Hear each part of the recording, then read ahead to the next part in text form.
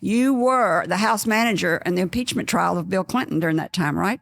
I was, and I was I had the most recent experience as a trial lawyer as I was elected to Congress, and so I was a natural for them to pick me to help present the case over in the Senate.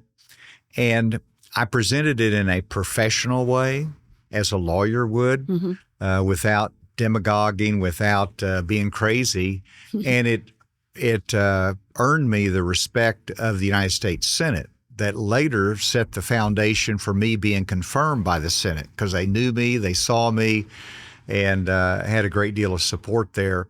But it was an incredible experience. It was difficult because I had the president from my home state. Yeah. People thought it was political suicide for me, and I just believed I had a constitutional responsibility, but also I don't want the crazy speaking for me. In a tough time in our country, I'll speak for myself. Well, that's true. And I think my tone set me apart. And, President Clinton was acquitted in that case. And my response is just like in any other jury trial that I've had, the jury has spoken. Yeah. And I don't think people understand what the impeachment was about. It was about lying under oath. Very importantly so, there was, and of course you had a federal judge, Susan Weber Wright, that later suspended the president's law license because of that. And so it was clear there was lying under oath. And to me, that's important in a civil proceeding, domestic relations proceedings, and that's the reason it was pursued. Do you think it has a similar ring to the Trump trial today with Stormy Daniels? I'm glad you asked about that case. Similar back to my statement that you accept the jury verdict. And that's what I'm worried about. I'm not, this is most likely going to be an acquittal. It could be a conviction, but regardless of the outcome, the most important thing is that the public has confidence in what happens in that courtroom and the jury verdict.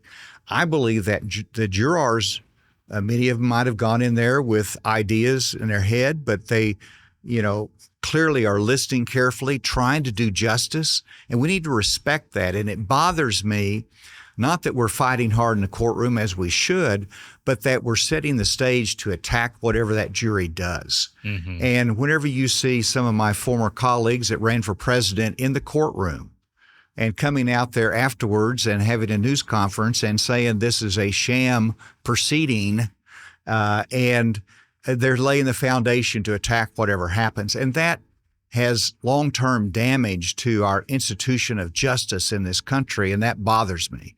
Again, I've represented a lot of people. You go into court and you think that they've been overcharged, they shouldn't have been charged.